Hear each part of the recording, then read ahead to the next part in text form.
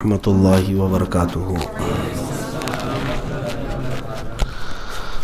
الحمد للہ وکفا وسلام علی حبیبہ المصطفیٰ، اما بعد فاعوذ باللہ من الشیطان الرجیم، بسم اللہ الرحمن الرحیم۔ والذین جاءوا بالصدق وصدق به اولئک هم المتقون، صدق اللہ مولانا العظیم وبلغنا رسولہ النبی الامین المتین المختار الکریم، ونحن على ذلك من الشاہدین والشاکرین والحمد للہ رب العالمین۔ بارگاہ رسالت معاب صلی اللہ تعالیٰ علیہ وسلم میں درود پاک کا ہدیہ پیش کریں۔ اللہم صلی علی سیدنا و مولانا محمد معدن الجود والکرم وآلہ واصحابہ الکرام وابنہ الکریم وبارک وسلم صلاة دائمة سرمدا ابدا۔ عزیزان گرامی وقار، 22 جمادی الاخر کی تاریخ سیدنا ابو بکر صدیق رضی اللہ تعالیٰ عنہ کے یوم وصال کی تاریخ ہے۔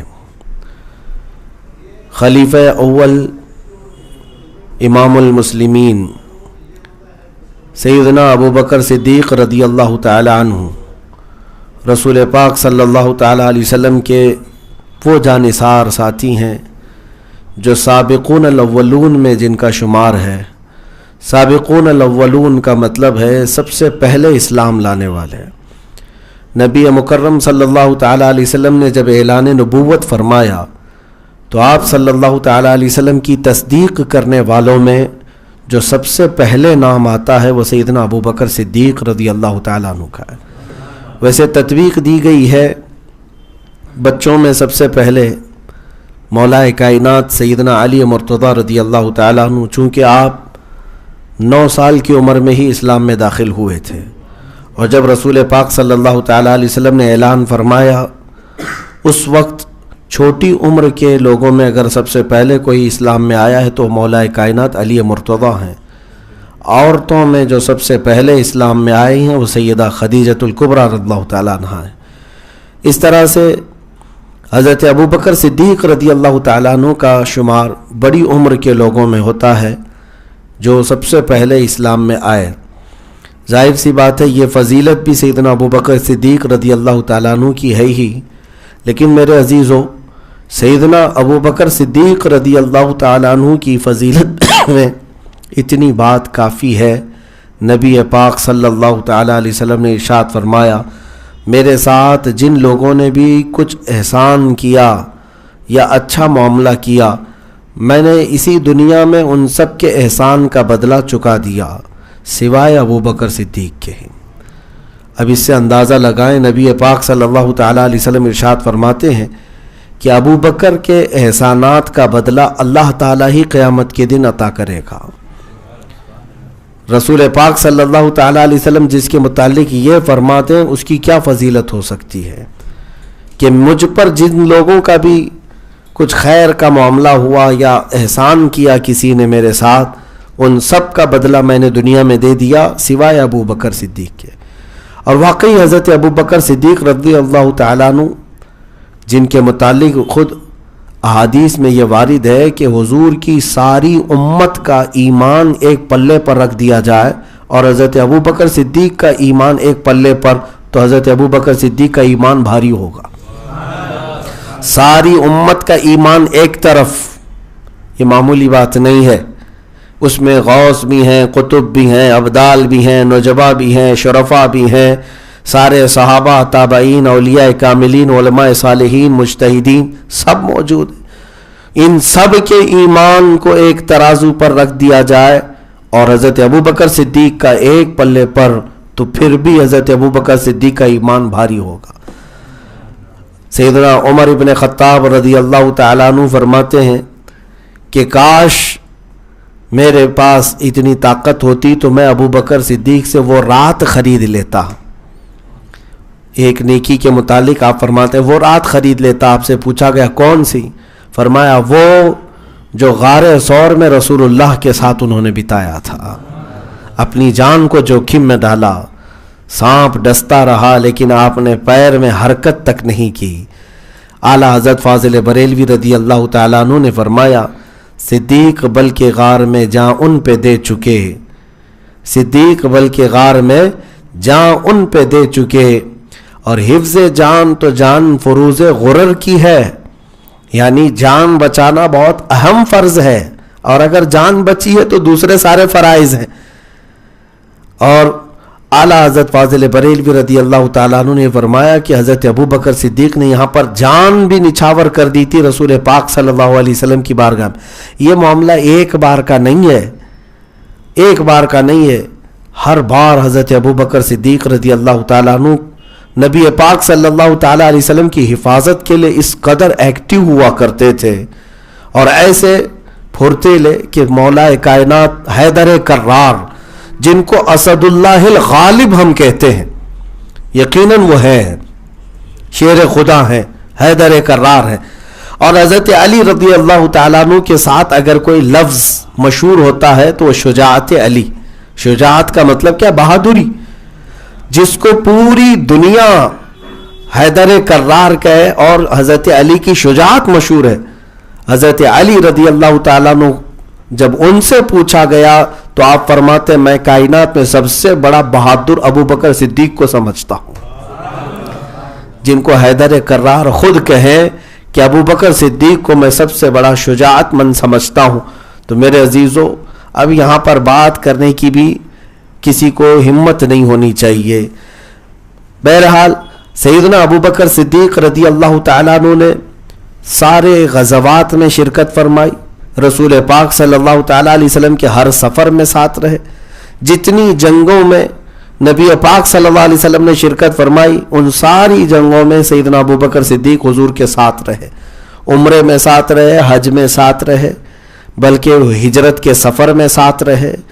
کون سا ایسا مقام ہے جہاں حضور پاک صلی اللہ تعالیٰ علیہ وسلم سے آپ دور رہے؟ ہر سفر میں نبی پاک صلی اللہ تعالیٰ علیہ وسلم کے ساتھ رہے، غزوہ بدر میں، غزوہ احد میں، غزوہ خندق میں، غزوہ حنین میں، غزوہ تبوک میں، یہ سب غزوات میں سیدنا ابوبکر صدیق ساتھ ہیں۔ صلح حدیبیہ کے موقع پر، حجۃ الوداع کے موقع پر، جب خطبہ آخری حضور دے رہے ہیں اس وقت رسول پاک کے ساتھ رہے، بلکہ نبی پاک صلی اللہ تعالیٰ علیہ وسلم نے جتنی نمازیں پڑھائی ان سب نمازوں میں اقتدا حضرت ابوبکر نے فرمائی۔ نبی پاک صلی اللہ تعالیٰ علیہ وسلم کے ساتھ رہنے کا اگر سب سے زیادہ شرف کسی کو حاصل ہے تو حضرت ابوبکر صدیق کو ہے، اور حد تو یہ ہے انتقال کے بعد آج بھی ساتھ میں ہی سو رہے ہیں۔ اتنا ہی نہیں بلکہ رسول پاک صلی اللہ تعالیٰ علیہ وسلم ارشاد فرماتے ہیں قیامت کے دن جب پہلے سور پر سارے لوگ مر جائیں گے، پھر جب اللہ تبارک و تعالیٰ دوبارہ زندہ کرنا چاہے تو اسرافیل علیہ السلام کو زندہ کرے گا اور وہ سور پھونکیں گے، تو پھر کائنات میں جب لوگوں کا زندہ ہونے کا وقت آئے گا، نبی پاک صلی اللہ علیہ وسلم ارشاد فرماتے ہیں سب سے پہلے میں اپنی قبر سے اٹھوں گا۔ حضور پاک فرماتے ہیں سب سے پہلے میں اپنی قبر سے اٹھوں گا، پھر ابو بکر اور پھر عمر۔ اور حضور پاک صلی اللہ تعالیٰ علیہ وسلم کس انداز میں میدان محشر میں آئیں گے؟ فرماتے ہیں میرا ایک ہاتھ ابو بکر کے کندھے پہ ہوگا، دوسرا عمر ابن خطاب کے کندھے پہ۔ اس شان کے ساتھ رسول پاک صلی اللہ تعالیٰ علیہ وسلم میدان محشر میں آئیں گے۔ اب اندازہ کریں وہ اس وقت بھی نبی پاک صلی اللہ تعالیٰ علیہ وسلم قیامت کے دن بھی ابو بکر و عمر رضی اللہ عنہما کے ساتھ ساتھ آئیں گے، تو پھر یہاں پر مقامات اور مراتب کو جو لوگ تول رہے ہیں، ان کا نمبر ان کا نمبر، ان لوگوں کی مت ماری گئی ہے۔ میرے عزیزو، جس کو خود رسول اللہ صلی اللہ تعالیٰ علیہ وسلم نے اپنی زندگی پاک میں 17 نمازوں کی امامت کا حکم فرمایا، اور پھر یہ فرمایا جس جماعت میں ابو بکر موجود ہے اس جماعت کو زیب نہیں دیتا کہ ابو بکر کے علاوہ کسی اور کو امام بنائے۔ ہاں، یہ حدیث پاک ہے۔ اس جماعت کو یہ زیب نہیں دیتا کہ کوئی اور وہاں پر امام بنے۔ اللہ کے حبیب صلی اللہ تعالیٰ علیہ وسلم کی حیات میں اگر کسی نے امامت کی ہے نمازوں کی مسجد نبوی شریف میں، تو سوائے حضرت ابو بکر کے کسی نے نہیں کی۔ خود رسول پاک صلی اللہ تعالیٰ علیہ وسلم نے آخری وقت جب آپ صلی اللہ تعالیٰ علیہ وسلم کی ظاہری زندگی کا تھا، 17 نمازوں کی امامت حضرت ابو بکر صدیق نے فرمائی۔ اس میں ایک خفیہ نکتہ بھی یہ ہے کہ جس کو رسول اللہ صلی اللہ علیہ وسلم نے اپنے عزیز صحابہ کی نمازوں کی امامت کے لیے پسند فرمایا، یقیناً وہی حضور کی وفات کے بعد ساری دنیاوی معاملات اور ساری جنگوں کا بھی امام اور خلیفہ رسول ہونے کے بالکل حق پر تھا، اور ہو بھی گئے۔ اللہ کی منشا کے مطابق یہ خلفاء کی ترتیب پائی ہے، اللہ تبارک و تعالیٰ کی مرضی سے یہ ساری چیزیں ہوئی ہیں۔ بہرحال آج مجھے بہت ساری دیگر معاملات پر گفتگو نہیں کرنی ہے، تھوڑا سا وقت ہے، ہم برکت کے لیے آج کی اس محفل میں بیٹھے ہیں کہ سیدنا ابو بکر صدیق رضی اللہ تعالیٰ عنہ کی بارگاہ میں خراج عقیدت پیش کریں۔ ایمان ہو تو ایسا ایمان ہو کہ حضرت ابو بکر صدیق رضی اللہ تعالیٰ عنہ اپنی ہر چیز سے زیادہ اگر کسی چیز کو عزیز رکھتے تو حضور کی رضا۔ کسی نے آپ سے پوچھا کہ دنیاوی چیزوں میں آپ کو کون سی چیز پسند ہے؟ دیکھیں، ایک دینی معاملات ہے، دینی چیزوں میں اور دنیاوی چیزوں میں اگر آپ سے پوچھا جائے تو ہو سکتا ہے آپ دینی معاملات میں یہ کہیں گے کہ قرآن پڑھنا ہے، عبادت کرنا ہے، حج کرنا ہے، اور دنیاوی جو بہت سارے امور ہیں ان معاملات میں آپ ہو سکتا ہے اپنی پسند میں کہیں کہ میں فلاں گوشت کھانا پسند کرتا ہوں، فلاں ڈش اچھی لگتی ہے، فلاں لباس اچھا لگتا ہے دنیاوی امور میں۔ حضرت ابو بکر صدیق رضی اللہ تعالیٰ عنہ سے پوچھا گیا دنیاوی معاملات میں آپ کو سب سے زیادہ پسندیدہ چیز کیا ہے؟ حالانکہ اگر آپ کی پسند میں بتاؤں تو وہ دنیا ہو ہی نہیں سکتی۔ حضرت ابو بکر صدیق کہتے ہیں، فرماتے ہیں، سب سے پہلی چیز النظرۃ الی وجہ رسول اللہ۔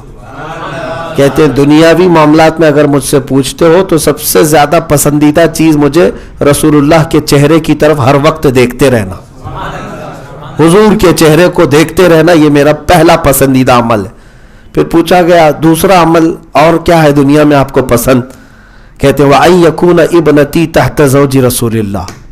کہتے ہیں میری دوسری اگر پسند پوچھو گے تو میری پسندیدہ چیز دنیاوی اعتبار سے یہ ہے کہ میری بیٹی رسول اللہ کے نکاح میں رہے۔ یعنی گھوم پھر کر کے اگر آپ آئیں گے ان کی پسندیدہ چیزوں کا محور ذات رسول ہی پائیں گے، اس کے علاوہ کچھ نہیں۔ یعنی ان کا دین بھی وہی ہے، ان کی دنیا بھی وہی ہے۔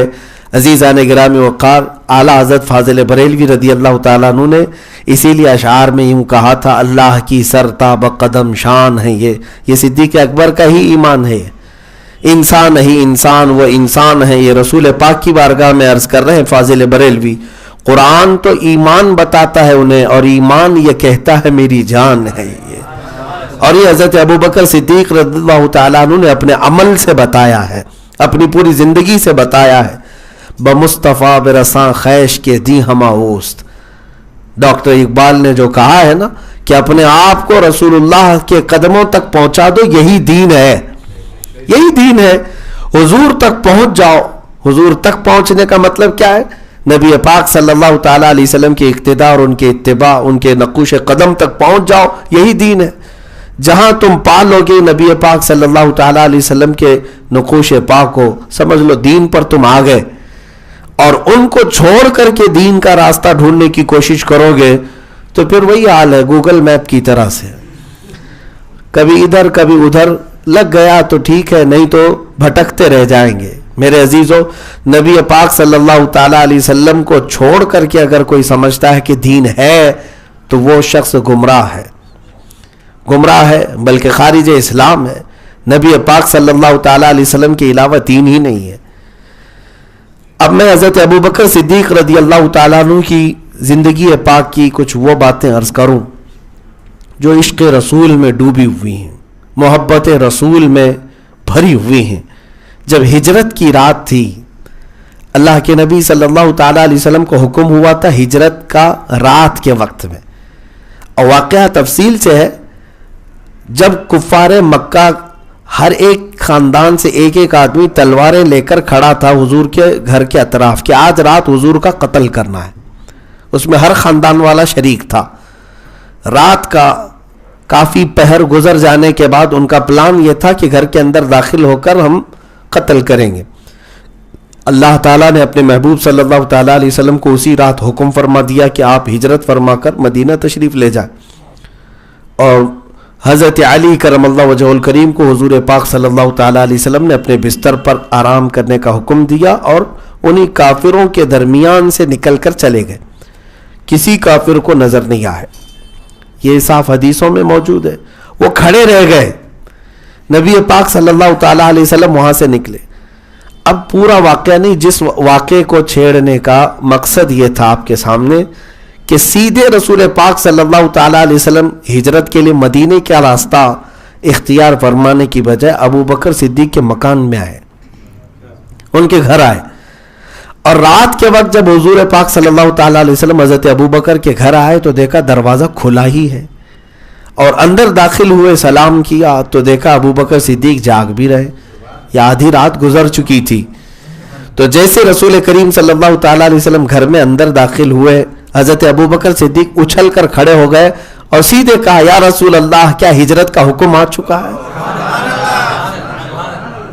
تو رسول پاک صلی اللہ تعالیٰ علیہ وسلم نے ارشاد فرمایا ابو بکر تم اس بات کا کیسے کہہ سکتے ہو؟ حضرت ابو بکر نے کہا یا رسول اللہ صلی اللہ تعالیٰ علیہ وسلم کچھ دنوں پہلے آپ نے ارشاد فرمایا تھا کہ ایک رات آئے گی جب اللہ تعالیٰ مجھے ہجرت کا حکم فرمائے گا اور میں مکہ چھوڑ کر مدینے کی طرف رخصت ہو جاؤں گا.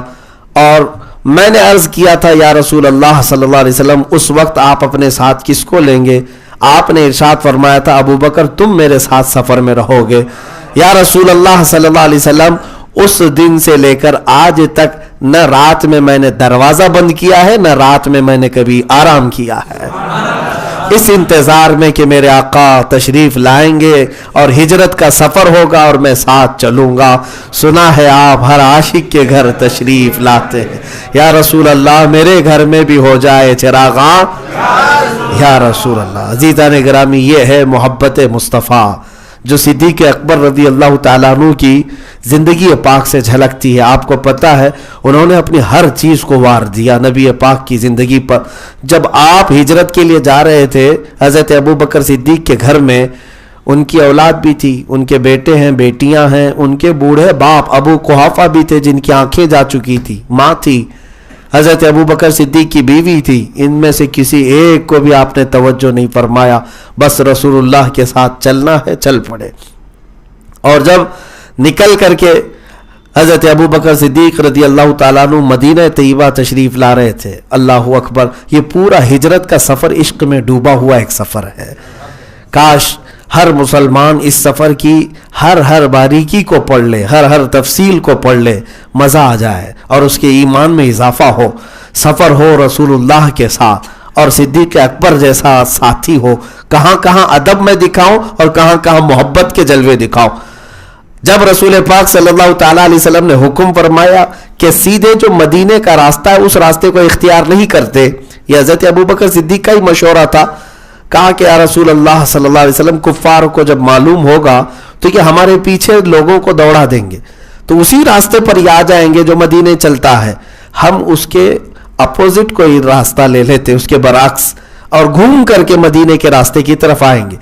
تو اللہ کے نبی صلی اللہ علیہ وسلم نے صدیق اکبر کے اس مشورے کو پسند فرمایا.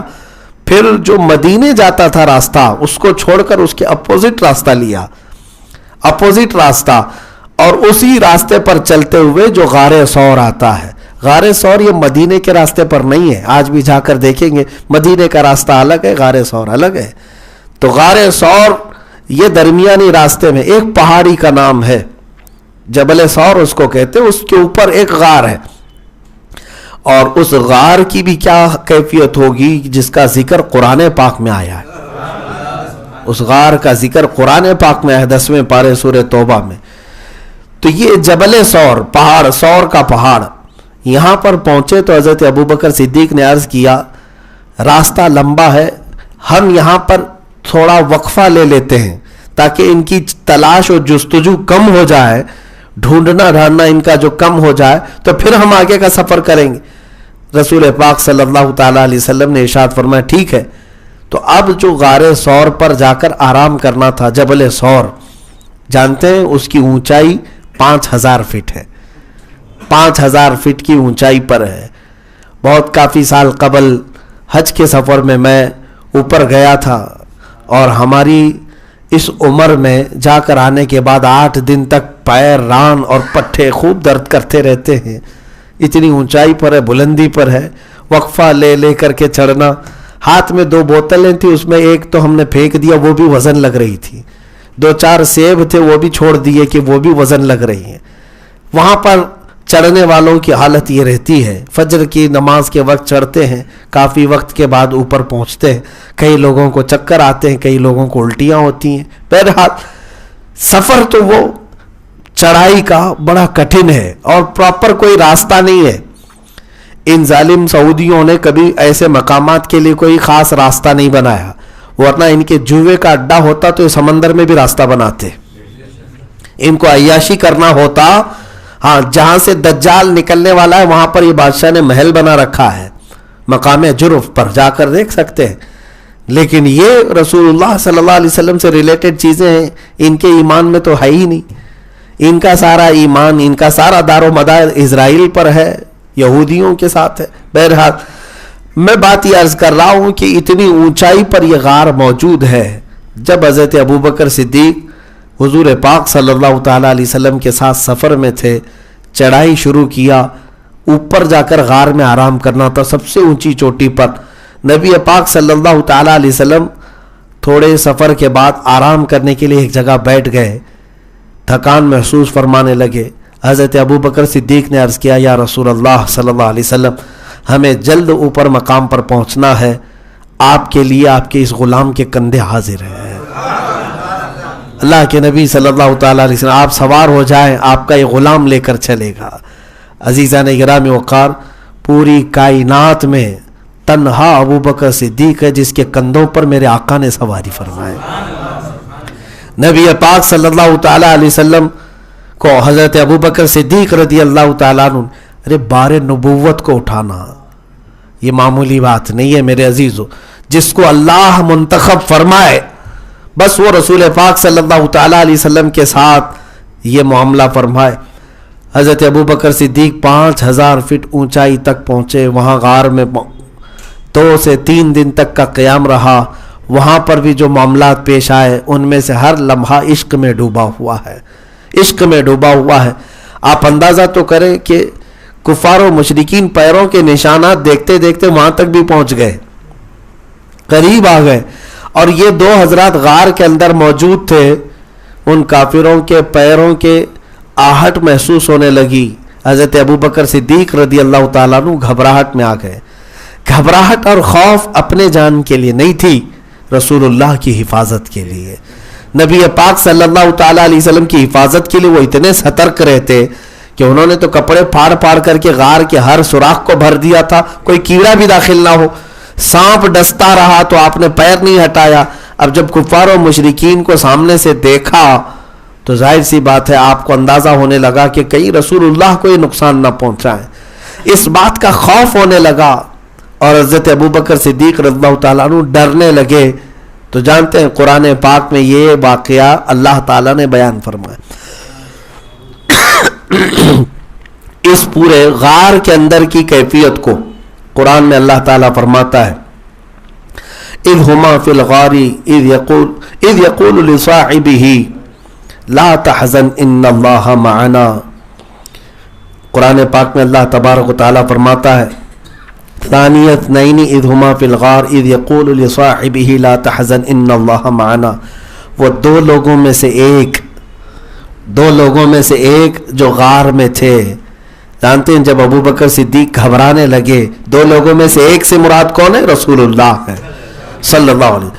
دوسرے سے مراد حضرت ابوبکر ہے. حضرت ابوبکر کے سینے پر ہاتھ رکھ کر حضور پاک نے یوں ارشاد فرمایا, لا تحزن ان اللہ معنا, اے ابوبکر گھبراؤ مت, اللہ ہمارے ساتھ ہے. اس کے بعد حضرت ابوبکر صدیق کی کیفیت یہ تھی کہ زندگی بھر آپ کبھی کسی چیز کو سے خوف نہیں کرتے تھے, کیونکہ نبی پاک صلی اللہ تعالیٰ علیہ وسلم کا ایک جملہ اتنا طاقتور تھا کہ گھبراؤ مت, اللہ ہمارے ساتھ ہے. آج ہم سب کو اپنا حرز جام بنا لینا چاہیے جملہ, چاہے کچھ بھی ہو جائے, اللہ ہمارے ساتھ ہے. ارے اس کی عبادت کرنے والے بندے ہم ہیں, اسے سجدہ کرنے والے ہم ہیں, اسے ایک تسلیم کرنے والے ہم ہیں. یا اللہ تبارک و تعالیٰ کے فضل سے اس نے ہم سب کو اپنا مومن بندہ بنایا ہے. تو رب تبارک و تعالیٰ کا وعدہ ہے کہ مومنین کے ساتھ اللہ تعالیٰ مدد فرمائے گا اور مدد نازل کرے گا. تو جب ہمیں یہ سارے یقین ہے تو خوف کس بات کا, ڈر کس بات؟ اور جو ہوگا بھی تو وہ اللہ تعالیٰ کی مرضی سے ہی ہوگا, اللہ کی مرضی سے ہی ہوگا.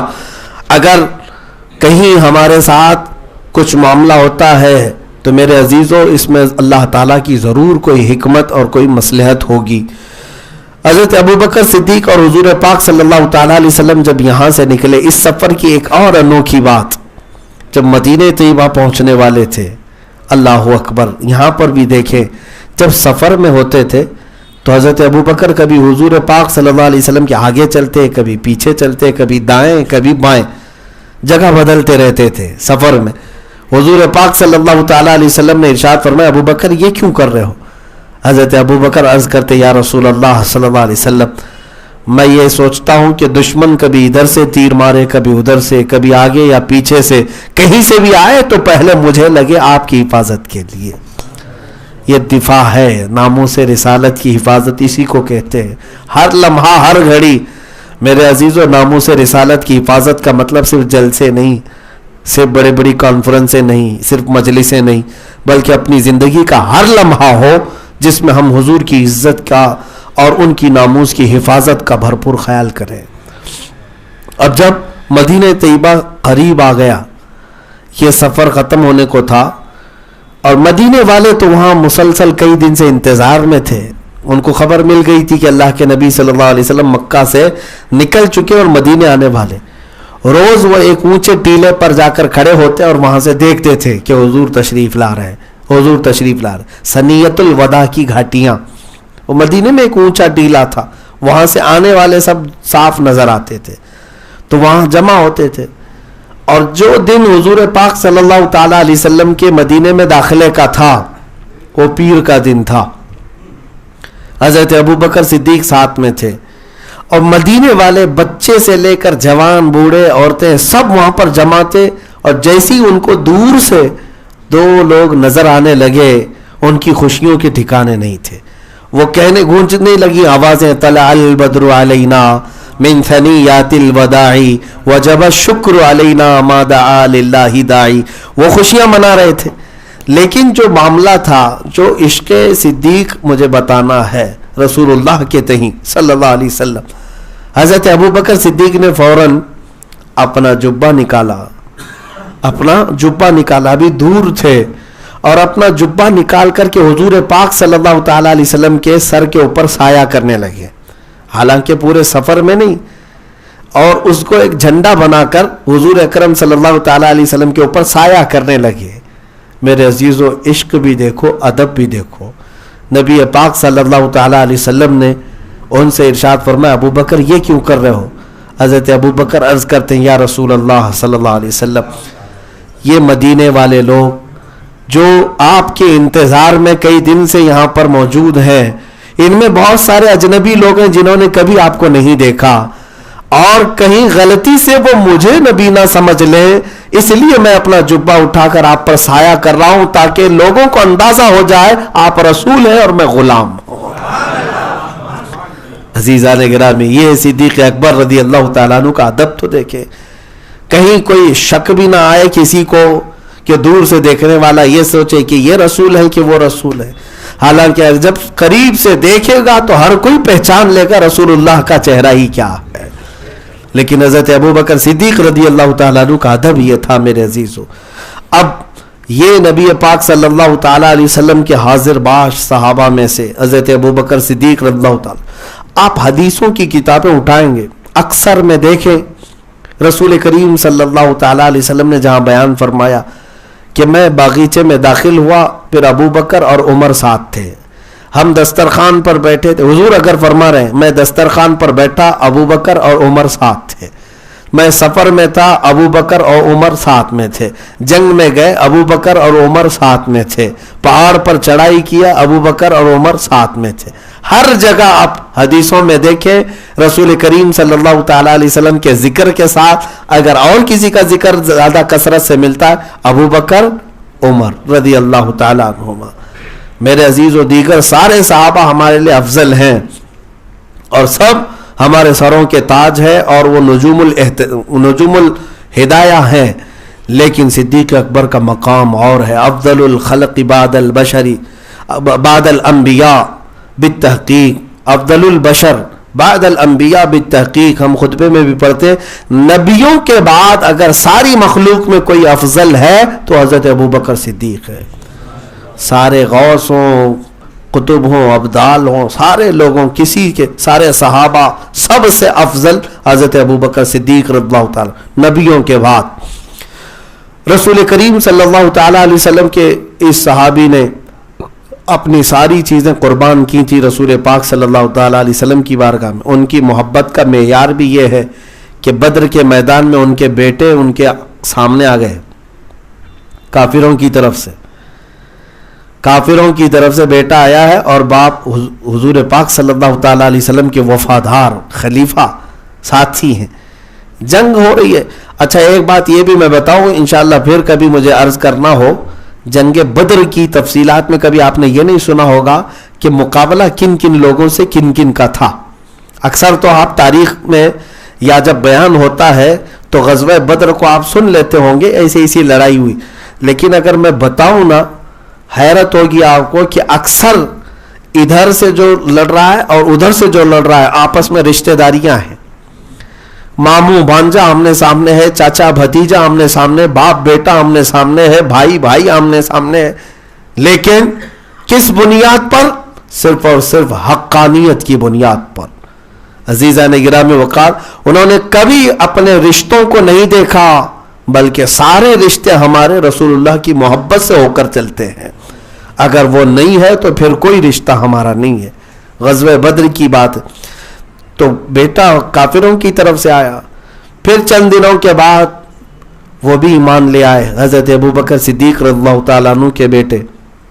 ایک دن وہ دسترخوان پر بیٹھے کہہ رہے تھے کہ بابا جان آپ کو پتا ہے آپ میری تلوار کے نیچے بدر کے دن 3 بار آ گئے تھے، 3 بار میری تلوار کے نیچے آ گئے، لیکن باپ تو باپ ہوتا ہے، میں کیسے آپ کی گردن پر تلوار چلاتا. حضرت ابوبکر صدیق نے فرمایا بیٹا اگر تو ایک بار بھی میری تلوار کے نیچے آتا تو میں یہ نہیں دیکھتا کہ میرا بیٹا ہے، میں دشمن رسول سمجھ کر قتل کر دیتا. میرے لیے بیٹا عزیز نہیں، میرے لیے رسول اللہ کی محبت عزیز ہے. یہ وہ لوگ ہیں جن کے متعلق قرآن عظیم میں اللہ تعالیٰ نے فرمایا لا تجد قوما یؤمنون باللہ والیوم الآخر یوادون من حاد اللہ ورسولہ ولو كانوا آباءهم او ابناءهم او اخوانهم او عشیرتهم.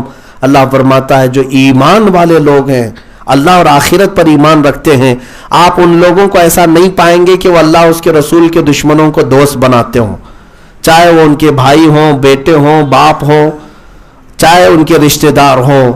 اللہ اس کے رسول کے دشمنوں کو کبھی وہ دوست ہرگز نہیں بناتے. یہ ایمان والوں کی علامت اللہ تعالیٰ نے بیان فرمائی قرآن عظیم میں. عزیزان گرامی وقار آج حالات ایسے ہیں، مجھے یہاں پر عرض کرنی ہے، لوگوں کے سامنے بہت ساری مصلحتیں ہیں، بہت ساری باتیں. اب تو معاملات ایسے ہو گئے ہیں کہ لوگ اس کو ہلکے میں لینے لگ گئے.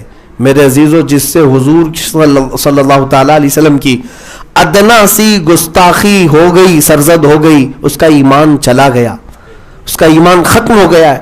اور ایسا آدمی جس سے گستاخی صادر ہو چکی ہو اگر تم اس سے رشتہ اور اس سے تعلق اور اس سے محبتوں کے معاملات جاری رکھتے ہو، یاد رکھنا گستاخ رسول کا جو انجام ہوگا وہی انجام تمہارا بھی. اس لیے کہ گستاخ سے تم راضی رہے، اس کی گستاخی پر اگر تم راضی رہے اور اس کے ساتھ محبت کا معاملہ کرتے رہے، اس کے ساتھ رشتے ناطے کرتے رہے، ایک دن تو رسول اللہ کے سامنے تمہیں بھی کھڑا ہونا ہے. اگر اللہ کے نبی صلی اللہ تعالیٰ علیہ وسلم تم سے یہ سوال کرے کہ نبی پاک صلی اللہ تعالیٰ علیہ وسلم تم سے یہ پوچھیں کہ یہ شخص تو میری گستاخی کرتا تھا یا میرے گستاخوں کو صحیح سمجھتا تھا اور تو نے اس کے ساتھ اپنے رشتے کیسے قائم رکھے، میرے عزیزوں کوئی جواب ہوگا تمہارے پاس.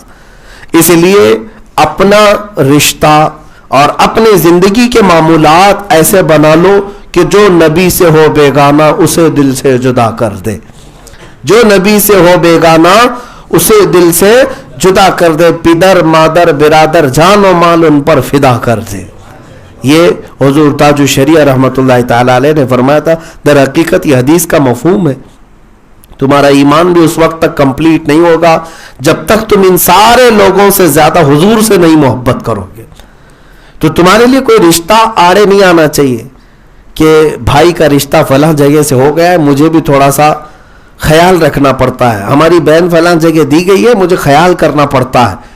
تم نے اپنے ان تمام رشتوں کا خیال کرنا تو سوچا رسول اللہ کی عزت کا خیال نہیں کیا، نبی پاک صلی اللہ تعالیٰ علیہ وسلم پر بھونکنے والے۔ میرے عزیزوں، ہم اپنی ماں کو اور اپنے باپ کو گالیاں دینے والوں سے زندگی بھر کا رشتہ توڑ بیٹھتے ہیں، بلکہ اگر جائیداد کا معاملہ ہو جائے تو بھائی بہن 25-25 سال تک بات چیت نہیں کرتے۔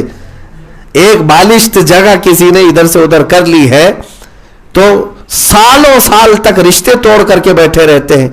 لیکن آپ اندازہ تو کریں، یہاں پر جائیداد کے لیے، وراثت کے لیے تعلق ختم کرنے والے لوگ، پراپرٹی کے لیے ہمیشہ کے لیے قطع تعلق کرنے والے لوگ، یا پھر ایک بار گالی گلوچ کی وجہ سے کئی سالوں تک بات بند کرنے والے لوگ، ان سے جب ہم پوچھتے ہیں تم گستاخان رسول کے ساتھ کیا معاملہ کرتے ہو، کہا یہ تو ان کا معاملہ ہے، ہمارا معاملہ الگ ہے، ہم محبت کرتے ہیں، وہ اگر نہیں محبت کرتے تو ان کے ساتھ ہے، نعوذ باللہ من ذالک۔ کیا یہی محبت کا تقاضا ہے میرے عزیزو؟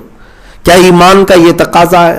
حضرت ابوبکر صدیق رضی اللہ تعالیٰ عنہ کا ایمان تو یہ تھا، ایمان اگر آپ کو میں بتاؤں، یہ حدیبیہ کے موقع پر ایک مکہ کے کافروں کی طرف سے قاصد آیا تھا، عروہ بن مسعود ثقفی، وہ جب بات کر رہا تھا حضور پاک صلی اللہ تعالیٰ علیہ وسلم سے تو حضور کی داڑھی کی طرف سے ہاتھ لگا کر بات کر رہا تھا۔ یہ عربوں کا دستور تھا، بات کرتے۔ صدیق اکبر رضی اللہ تعالیٰ نے اس کے ہاتھ کو مار کر جھٹک دیا، کہا نیچے ہاتھ رکھ۔ اس نے پھر کہا کہ یہ تو کوئی معاملہ نہیں ہے۔ حضرت ابوبکر صدیق نے کہا خبردار، تو اللہ کے رسول سے بات کر رہا ہے۔ ہاتھ تک اٹھا کر بات کرنے کو حضرت ابوبکر صدیق گوارا نہیں کرتے تھے، اور اس کے بعد جو جملے حضرت ابوبکر صدیق نے کہے نا، وہ میں کہوں تو آپ لوگوں کو ایسا لگے گا بہت سخت جملے ہیں۔ ہاں، حضرت ابوبکر صدیق جلال میں اتنے سخت جملے اس قاصد سے کہے تھے۔ اتنا ہی نہیں، یہ تو چھوڑو، وہ کافروں کی طرف سے آیا تھا، کافروں کی طرف سے آیا تھا۔ لیکن آپ کو میں یہ بتاؤں، حدیبیہ کا موقع ایسے امتحان کا تھا صحابہ کے، ایسے امتحان کا کہ رسول کریم صلی اللہ علیہ وسلم مکہ کے کافروں کے ساتھ صلح کر رہے ہیں۔ کس بات پر؟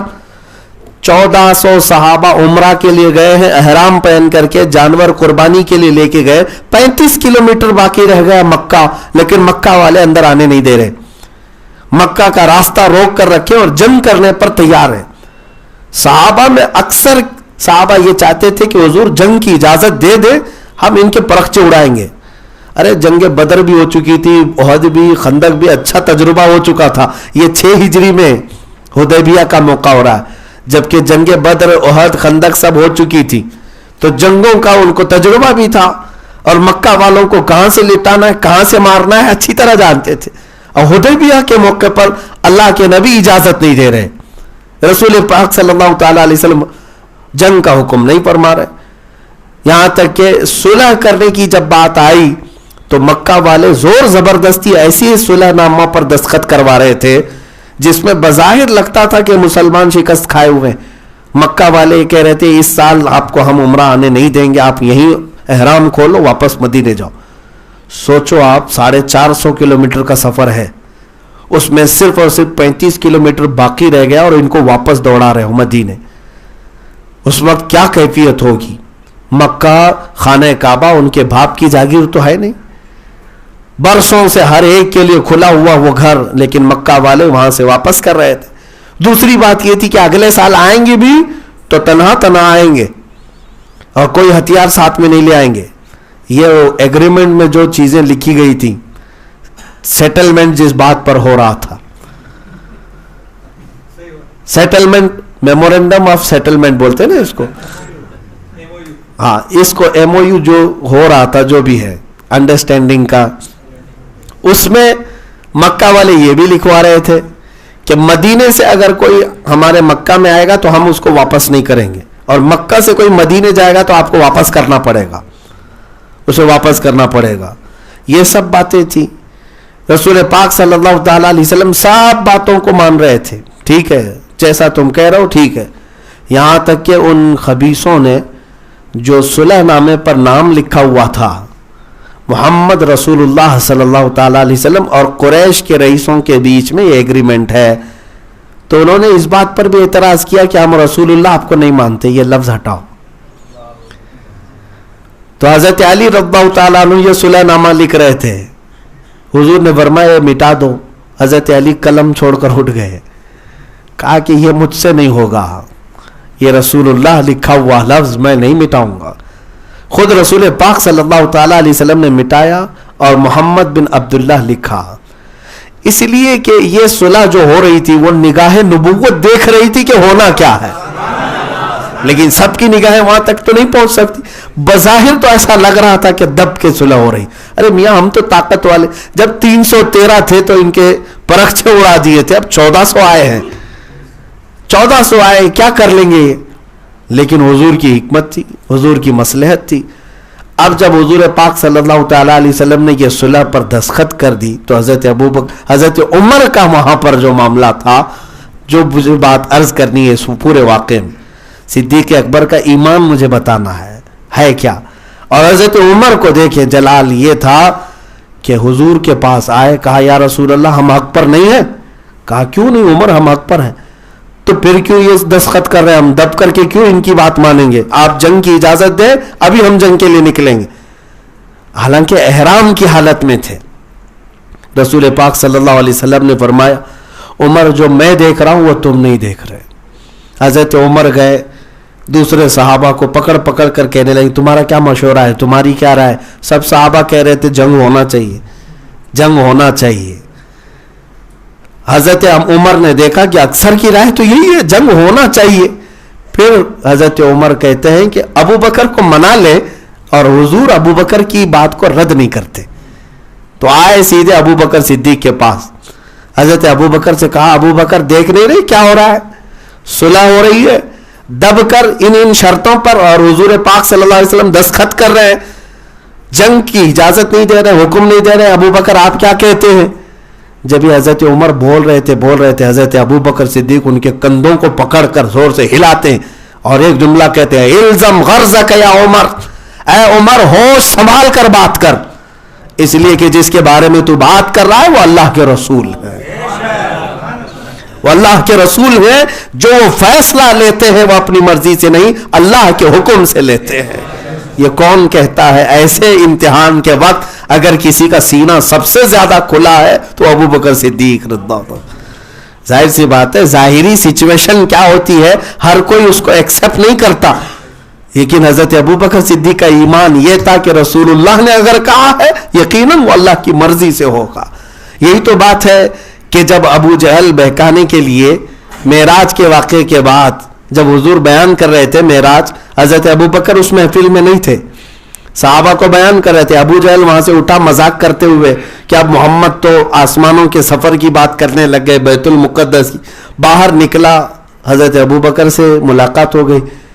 کہا کہ ابو بکر ایک شخص کے بارے میں تم سے بتانا ہے، ایک شخص یہ کہہ رہا ہے کہ وہ کل کی رات حرم میں تھا، مسجد حرم میں، وہاں سے بیت المقدس گیا ایک ہی رات میں. کہا کیا یہ ممکن ہے؟ حضرت ابو بکر نے کہا کیسے ممکن ہے، ناممکن ہے، کیسے ہو سکتا ہے؟ ایک ہی رات میں کوئی حرم سے بیت المقدس، میاں فلسطین اور عرب میں سینکڑوں میل کا فاصلہ ہے. تو اب ٹھٹا مار کر کے ہنسنے لگا کہ نہیں پاسبل نہیں ہے. ابو جہل نے کہا ارے اتنا ہی نہیں، اس سے اور آگے کی بھی بات وہ کر رہا ہے، صرف بیت المقدس نہیں آسمانوں کے اوپر جانے کی بھی بات کر رہا ہے. حضرت ابو بکر صدیق اب سترک ہو گئے. کہا کس کے بارے میں کہہ رہا ہے، کون ہے وہ؟ تو ابو جہل کہنے لگا تمہارا قریبی دوست محمد یہ کہہ رہا ہے. حضرت ابو بکر صدیق نے کہا اے ابو جہل سن، اس سے بھی بڑی بات کر رہے ہیں وہ، تب بھی میں مانتا ہوں کہ انہوں نے سچ کہا ہے. ہاں ایک رات میں ممکن ہے مسجد حرم سے بیت المقدس بھی جا سکتے ہیں، وہاں سے آسمانوں پر بھی جا سکتے ہیں، اس سے بھی زیادہ اگر وہ کہے تب بھی وہ ہو سکتا ہے، اس لیے کہ وہ رسول ہے اور ان کا مولا انہیں جہاں چاہے سفر کرائے. یہ ایمان ہے. یہاں آج کے 1400 سال بعد بھی سائنس کے بچے یہ سوچتے ہیں کہ ایسا کیسے ہو سکتا ہے، ویسا کیسے ہو سکتا ہے. یہ سیٹلائٹ کو ماننے والے، ایمان لائے ہوئے لوگ، موبائل کو آمنا صدق نہ کرنے والے لوگ رسول اللہ کی معراج پر ابھی بھی بحثیں کر رہے ہیں، ابھی بھی بحثیں کر رہے ہیں. میرے عزیزو، جسم کے ساتھ نہیں ہوا تھا، روح کے ساتھ ہوا تھا. بیداری میں نہیں ہوا تھا، خواب میں ہوا تھا. یہی معاملات میں ہے. صدیق اکبر کا ایمان تو یہ تھا، ابھی حضور سے ملاقات بھی نہیں کیے. وہ تو ابو جہل گستاخ کمینہ بول رہا ہے کہ محمد صلی اللہ علیہ وسلم یہ سفر کا بیان کر رہے ہیں، تب بھی حضرت ابوبکر مان رہے کہ اگر حضور نے فرمایا تو بالکل حق فرمایا. ایمان یہی ہے میرے عزیزو، جو رسول اللہ نے فرمایا اس چیز کو تسلیم کر لینا، یہی ایمان ہے. اور اگر میں کہوں اقبال کا وہ شعر، بمصطفیٰ برساں خیش کہ دی ہم آووس، اس پر اگر کوئی سب سے زیادہ فٹ بیٹھتا ہے تو حضرت ابوبکر صدیق کی ذات ہے. یعنی اپنے آپ کو رسول اللہ کے قدموں تک پہنچا دو، یہی دین ہے، یہی دین ہے. تو اس پر میرے عزیزو اگر کوئی صادق آتا ہے تو حضرت ابوبکر صدیق، کیونکہ انہوں نے اپنا آپ سب کچھ نچھاور کر دیا تھا حضور کے نام پر. یہ ان کی زندگی پاک کا حضور پاک صلی اللہ تعالیٰ علیہ وسلم سے لگاؤ، عشق اور محبت کی وہ چند جھلکیاں ہیں. لیکن میرے عزیزو، چند زندگی کے ان کے اصول اور ان کے اخلاق کریمانہ میں اگر آپ کو بتاؤں. ایک مرتبہ رسول کریم صلی اللہ تعالیٰ علیہ وسلم اپنی محفل میں بیٹھے ہیں، فجر کی نماز کے بعد کی بات ہے، فجر کی نماز کے بعد کی محفل ہے. رسول کریم یا دن کی محفل ہوگی. اللہ کے نبی صلی اللہ علیہ وسلم صحابہ میں سے بیٹھے ہوئے پوچھتے ہیں، کیا میرے صحابہ میں کوئی ایسا ہے جو کسی بیمار کی عیادت کیا ہو آج؟ حضرت ابوبکر صدیق کھڑے ہوئے، کہا یا رسول اللہ میں نے بیمار کی عیادت کی.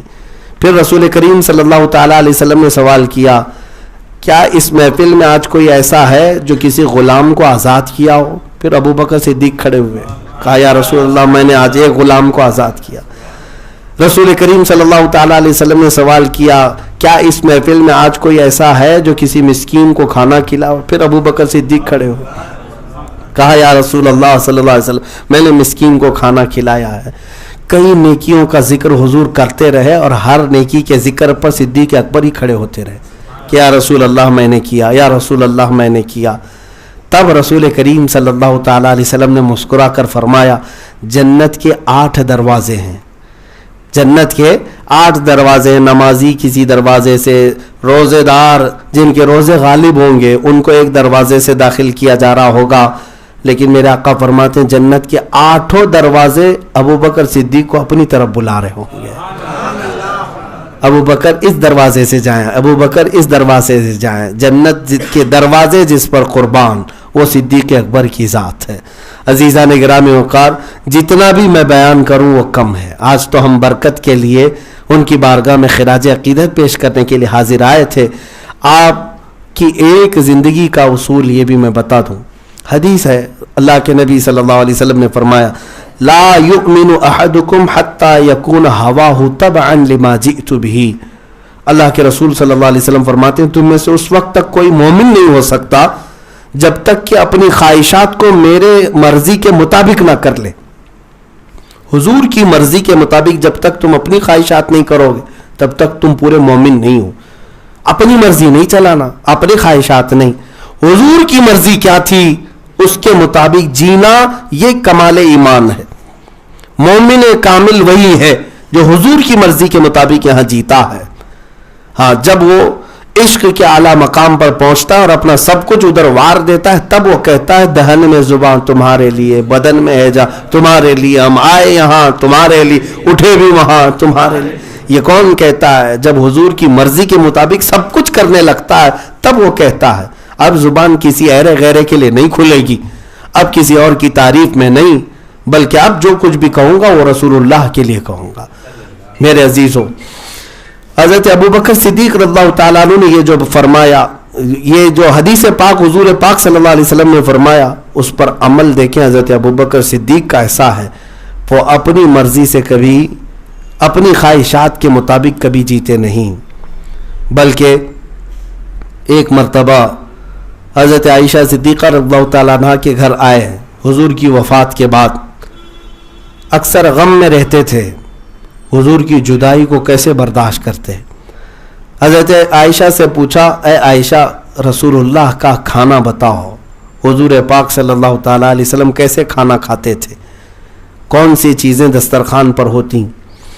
حضرت عائشہ صدیقہ نے ایک جملے میں یہ فرمایا کہ ابا جان، زندگی بھر رسول اللہ صلی اللہ تعالیٰ علیہ وسلم کو میں نے جو دیکھا، ایک دسترخوان پر 2 سالن کبھی جمع نہیں ہوئے، اور کبھی رسول اللہ صلی اللہ علیہ وسلم نے چھنے ہوئے آٹے کی روٹی نہیں کھائی۔ اتنا کہا تو حضرت ابوبکر صدیق پھوٹ کر کے رونے لگ گئے، جن کو اللہ نے جنت کے خزانوں کی چابیاں دے دیں، زمین کے خزانوں کی چابیاں دے دیں، جنہیں مالک جنت بنایا۔ اس کا زندگی گزارنے کا طریقہ یہاں یہ رہا کہ وہ رسول اللہ صلی اللہ علیہ وسلم چاہتے تو کیا کچھ نعمتیں نہیں کھاتے، لیکن آپ نے سادگی اختیار کی صرف اس لیے کہ امت کے غریب حضور کو دیکھ کر کے تسلی کر لے کہ ہمارے آقا صلی اللہ تعالیٰ علیہ وسلم نے فقر کو پسند فرمایا۔ میرے عزیزوں، ساتھ ہی حضرت ابوبکر صدیق رضی اللہ تعالیٰ عنہ کی زندگی پاک کا یہ عنصر بھی ملتا ہے۔ حضرت عمر کہتے ہیں، میں مدینہ طیبہ میں بڑے تلاش و جستجو کے بعد ایک گھر نکالا جس میں ایک بوڑھی عورت رہتی تھی، اس کا کوئی کام کاج کرنے والا نہیں تھا، اس کے کوئی وارثین نہیں تھے۔ تو حضرت عمر کہتے ہیں میں نے یہ سوچ لیا کہ اس کے گھر کا میں کام کروں تو ثواب ملے۔ ایک بیوہ خاتون ہے۔ حضرت عمر کہتے ہیں میں فجر کی نماز کے بعد جا کر دیکھا تو اس کے گھر میں کچرا جھاڑا ہوا ہے، سارے سامان دھلے ہوئے ہیں، بستر سب ٹھنگ کا رکھا ہوا ہے، اور وہ خاتون اپنے بستر پر آرام کر رہی ہے۔ کون ہے اس کے گھر میں کام کر رہا؟ 2 دن دیکھا حضرت عمر نے، اس کا گھر کا سارا کام کاج مکمل ہے، جبکہ وہ بستر سے اٹھ نہیں پاتی۔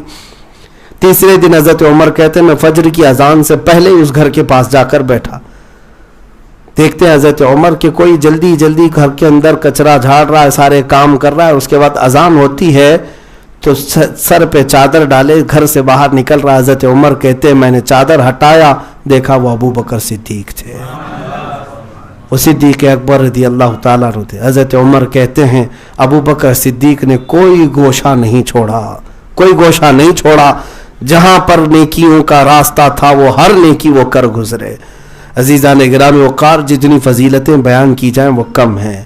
حضرت ابو بکر صدیق رضی اللہ تعالیٰ عنہ کے خصوصی جو اعمال تھے اس میں سب سے زیادہ جو آپ فرماتے تھے وہ اپنے مال کا استعمال غربا اور مساکین کی تنگدستی دور کرنے اور غلاموں کو آزاد کرنے کے لیے۔ حضرت بلال حبشی کو آپ نے اپنے مال سے آزاد کیا، اپنے مال سے تقریباً 70 اوقیہ چاندی، 70 اوقیہ یا کچھ چاندی حضرت بلال حبشی رضی اللہ تعالیٰ عنہ کے آزاد کرنے پر ان کے آقا نے قیمت رکھی تھی۔ یہ جو چاندی ہے وہ یوں سمجھ لیں تقریباً 35-40 کلو چاندی یا اس کے آس پاس کی آج قیمت بنتی ہے۔ تو حضرت بلال حبشی رضی اللہ تعالیٰ عنہ جو حبشی غلام ہوتے ان کی اتنی قیمت وہاں نہیں لگائی جاتی تھی، تو حضرت ابو بکر صدیق وہ بھی دے کر کے خریدنے کے لیے آزاد ہوئے، راضی ہوئے۔ تو حضرت بلال کا جو آقا تھا، مالک تھا، وہ ہنسنے لگا، کہا اس حبشی اور کالے غلام کے لیے تم اتنے پیسے دے رہے ہو، اتنی چاندی دے رہے ہو، میں نے تو ایسے ہی ریٹ لگا دیا کہ کوئی دے نہ اس کو۔ تو حضرت ابو بکر صدیق کہتے ہیں اس سے 10 گنا زیادہ بھی تو مانگتا تو میں دے کر بلال کو آزاد کرتا، اس لیے کہ میں نے اس کی آنکھوں میں رسول اللہ کی محبت دیکھی ہے، اور رسول اللہ کا کوئی غلام ان کا چاہنے والا کسی اور کی غلامی میں رہے یہ صدیق اکبر کو گوارا نہیں ہے۔ حضور کا غلام حضور کے دربار میں رہے۔ کیا ہماری آج یہ کیفیت ہے؟ ہم رسول اللہ کے ان غلاموں کو جو مجبور ہیں کسی اور کی غلامی میں دیکھ کر خاموش رہتے ہیں، ان کو وہاں سے آزاد کرانے کی فکر ہمیں ہے۔ کچھ ایسے لوگ ہیں جو تڑپتے ہیں نبی پاک صلی اللہ علیہ وسلم کے لیے، لیکن وہ سکون کی سانس نہیں لے پاتے۔ آج مجھے حیرت ہے، 2 دنوں پہلے ہی ایک نوجوان کو میں نے سنا کہ وہ اپنی نوکری سے اس کو چھٹی دے دی گئی، نکال دیا گیا، وہ آیا، اس کی وجہ یہ تھی کہ اس کے ساتھ تعصب کیا جاتا تھا۔ نوجوان ہے، جو بھی ہے 25 سے 30 سال کی عمر کا، داڑھی رکھا ہوا ہے، لیکن اس نے ڈھونڈ کر کے جاب یہ لی تھی کہ کوئی مسلمان کمپنی ہو، اسے مسلمان کمپنی ملی، اس کمپنی میں وہ کام کرتا رہا، مسلمان کمپنی میں اکثر لوگ وہاں پر تھے، لیکن جو باس تھا وہ بھی مسلمان، جان بوجھ کر کے اس نے اس شخص کو نوکری سے ہٹایا۔ میرے عزیزو، غیروں کا تعصب تو اپنی جگہ پر، مجھے شکایت ان لوگوں کو بھی ہے جس بچے نے، جس نوجوان نے حب رسول میں تڑپ کر کے حضور کی سنتوں پر عمل کرنے کے لیے اپنے آپ کو دنیا سے الگ رکھا، الگ تھلگ کر لیا، لوگ کیا اس کو کم تانے دیتے ہوں گے؟ داڑھی رکھنے کے بعد کیا اس کو کم پریشان کیا جاتا ہوگا؟ اس کی فیلنگ کو کتنا ہرٹ کیا جاتا ہے، کیا کیا کیا جاتا ہے، سب چیزیں برداشت کر کے، اور وہ بھی بہت سارے آفرز کو چھوڑ کر تمہارے یہاں آیا تھا تاکہ تم مسلمان ہو، میرا درد سمجھ سکتے ہو، میرا راستہ سمجھ سکتے ہو، اور تم نے ٹھکرایا ہے تو یاد رکھنا قیامت کے دن ذلیلوں میں اٹھایا جائے گا۔ نبی پاک صلی اللہ تعالیٰ علیہ وسلم کے کسی عاشق کو، کسی غلام کو ستاؤ نہیں، بلکہ اگر وہ کہیں بند بن گیا ہو، قیدی بن گیا ہو، تو اس کی سانسوں کو آزاد کرا دو۔ یہ صدیق اکبر اللہ تعالیٰ عنہ کے معمولات میں سے حضرت ابو فقیہ کو آزاد کروایا، اور حضرت سلمان فارسی رضی اللہ تعالیٰ عنہ کے لیے مال دیا۔ ایک دو نہیں میرے عزیزوں، کئی لوگوں کو حضرت ابو بکر صدیق اپنا مال دے کر اس وقت کی غلامی سے آزاد کرا کے حضور پاک صلی اللہ تعالیٰ علیہ وسلم کی خدمت میں لا کر آزاد کر دیتے۔ خریدے ہوئے غلام پر قبضہ ان کا ہونا چاہیے۔ بھائی اس زمانے میں غلامی کا دور تھا، تمہارا غلام ہے، میں خریدتا ہوں، جتنے میں خریدا، اب میرے خریدنے کے بعد میں مالک ہوں، اس سے جو چاہے کام کرا لوں۔ لیکن حضرت ابو بکر صدیق نے جتنے بھی غلاموں کو خریدا، ایک کام بھی ان سے اپنی زندگی کا نہیں لیا، بلکہ ان کو حضور کی خدمت میں وقف کر دیا، آزاد کر دیا کہ تم آزاد جیو۔ یہ حضرت ابو بکر صدیق رضی اللہ تعالیٰ عنہ کے معمولات میں سے تھا۔ آج میرے عزیزو، ضرورت اس بات کی ہے کہ ہمارے مدد کا ہاتھ بھی دراز ہو۔ آج لوگ ہماری طرف ملتجی ہیں اور مدد کی توقع رکھتے، امید رکھتے ہیں، تو آپ ان سے راستے نہ کاٹ لو، آپ ان سے آنکھیں میچ نہ لو کہ ادھر سے جاؤں گا تو یہ مانگ لے گا، بلکہ اپنے آپ پر شکر بجا لاؤ، اللہ رب العزت کا فخر کرو، اپنے آپ پر اللہ کا شکر بجا لاؤ کہ اللہ نے تمہیں اس قابل بنایا کہ لوگ اپنی ضرورتیں تمہارے پاس بیان کر رہے ہیں، یا تم سے وہ توقع رکھتے ہیں، تمنا رکھتے ہیں، تمہیں اچھا سمجھتے ہیں، تبھی وہ تمہاری طرف ہاتھ بڑھا رہے ہیں۔ تمہارے اندر کوئی خیر وہ سوچتے ہوں گے کہ یہاں سے کچھ ہو سکتا ہے، لہٰذا تم اپنے ان لوگوں کے حسن ظن کو بگاڑ کر کے برے انداز میں ان کے ساتھ پیش نہ آنا، ورنہ تمہاری امیج ہمیشہ کے لیے ختم ہو جائے گی، تمہاری زندگی خراب ہو جائے گی۔ اسی لیے اگر جتنا ممکن ہو سکے استطاعت کے مطابق آئے ہوئے لوگوں کو، ضرورت مندوں کو ضرور مدد کریں، اور ان کی سکون کے لیے آپ خود بھی کوشاں رہیں۔ آپ کو پتہ ہے رسول پاک صلی اللہ تعالیٰ علیہ وسلم کی بارگاہ میں ایسے وقت میں ایک شخص دیہات سے آیا، وہ کہا یا رسول اللہ صلی اللہ تعالیٰ علیہ وسلم، ہمارے پاس کچھ بھی نہیں ہے، آپ ہمیں کچھ عطا فرمائیں، آپ ہمیں کچھ عطا فرمائیں۔ حضور پاک صلی اللہ تعالیٰ علیہ وسلم اس وقت گھر بھیجتے تھے، جو بھی گھر میں ہوتا تھا وہ نکال کر کے دے دیا کرتے۔ غلام کو گھر میں بھیجتے ہیں اور گھر جا کر کے غلام کچھ بھی نہیں لے آئے، کہا کہ گھر کے اندر کوئی چیز نہیں رکھی ہے جو دی جا سکے۔ رسول پاک صلی اللہ تعالیٰ علیہ وسلم نے فرمایا تم بیٹھو، تمہیں جانے نہیں دیا جائے گا۔ گھر میں جس کے پاس کوئی چیز ایسی رکھی نہ ہو، اس کے باوجود حضور اکرم صلی اللہ علیہ وسلم نے آئے ہوئے اس کو شخص کو بٹھایا، پھر تھوڑی دیر انتظار فرمایا، اور صحابہ جو آئے ان سے کہا کہ کسی کے پاس، صحابہ میں سے کسی ایک صحابی سے کہا کہ تم اعلان کرو جس کے پاس جو کھجور ہے وہ لے آئے، جس کے پاس جو کھجور ہے۔ تو صحابہ ایک دو کھجوریں لا کر حضور کی چادر میں ڈالتے گئے، یہاں تک کہ وہ چادر حضور پاک صلی اللہ تعالیٰ علیہ وسلم نے سمیٹی، اس پر ہاتھ رکھا اور اس آئے ہوئے شخص کو پوری کھجوریں دے دی، اور وہ لے کر اتنی خوشی کے ساتھ اپنے علاقے گئے۔ میرے عزیزوں، اس کی برکت کا حال یہ تھا کہ وہ کھجوریں کبھی ختم نہیں ہوتی۔ رسول کریم صلی اللہ تعالیٰ علیہ وسلم کا دست پاک لگا تھا، لیکن آئے ہوئے لوگوں کو، یعنی حضور اکرم صلی اللہ تعالیٰ علیہ وسلم نے فرمایا جو استطاعت ہو، جو طاقت ہو وہ کر دیا کریں۔ ہاں، مجبوری کے عالم میں اللہ تبارک و تعالیٰ بھی معاف فرمائے۔ اگر استطاعت نہیں ہے، حالات اس طرح کے نہیں ہیں، تو اس وقت فورس نہیں کیا جائے گا، یا کوئی ایسا وقت نہیں بن پا رہا ہے، لیکن ہوتے ہوئے بھی اگر کچھ نہ دینا یہ دل کے سخت ہونے کی علامت ہے، دل کے کالے ہونے کی علامت ہے۔ ہوتے ہوئے کسی ضرورت مند کی ضرورت پر کام نہ آنا یہ تمہاری برائی کی علامت ہے۔ اللہ تعالیٰ اس سے محفوظ فرمائے۔ کام وہ لے لیجئے تم کو جو راضی کرے، یا رسول اللہ کام وہ لے لیجئے تم کو جو راضی کرے، ٹھیک ہو نام رضا تم پہ کروڑ۔ دعا یہی کرتے رہیں کہ اللہ تبارک و تعالی ہم سے وہ کام لے جس سے اللہ اور اس کے رسول راضی ہوں، ان کاموں سے اللہ ہمیں ہمیشہ بچائے جس سے اللہ اس کے رسول ناراض ہوں۔ مولا کریم صدیق اکبر کی تربت پر کروڑوں رحمتیں نازل فرمائے، صدیق اکبر کے قدموں کی دھول کا صدقہ اللہ ہم سب کو عطا فرمائے، اور ان کی محبت اور عشق رسول کے جلووں کی ایک جھلک ہمارے سینوں میں عطا فرمائے۔ قطرہ عشق مولا صدیق اکبر کا ہمیں عطا فرما، اسی صدیق و عمر عثمان و حیدر رضوان اللہ تعالی علیہ مجمعین کی جماعت کے ساتھ رسول اللہ صلی اللہ تعالی علیہ وسلم کے جھنڈے تلے ہم سب کا حشر فرما۔ وآخر دعوانا ان الحمد للہ رب العالمین۔